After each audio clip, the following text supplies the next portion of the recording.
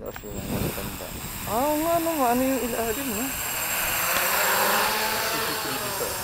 Shit! It's like ano? Terminator! Like Terminator oh.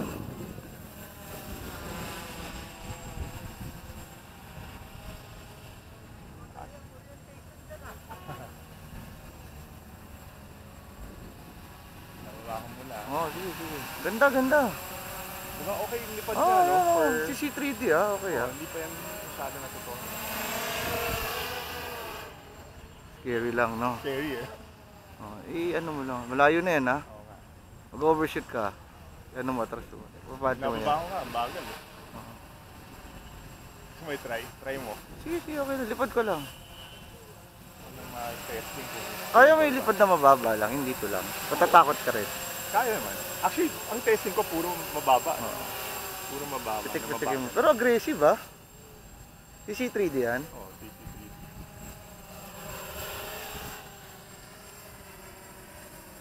Dadala siya ng hangin pataas eh. Oo. Binababa ko nga. Ayan, throttle management kanya, wala kang magagawa.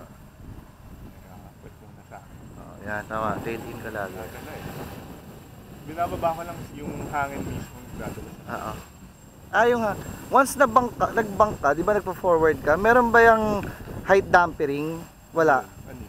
Yung pang nag-forward ka, nagbibigay ng throttle ng konti yung unit.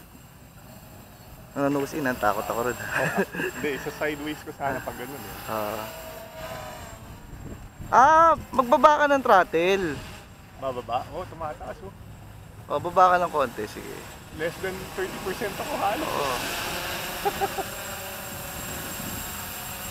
Ano siya? Lifter siya. Oo. Siguro sa props ko. Oo, ano ba yung props mo? DJI yan eh. Parehong DJI. Okay naman siya yun. Responsive naman. Oo, ganda. Try mo siya. Habang meron. Sige, sige. Pababa ko ah. Sige, sige. Mama yung prop, yun lang. Mababa kasi yung gear eh.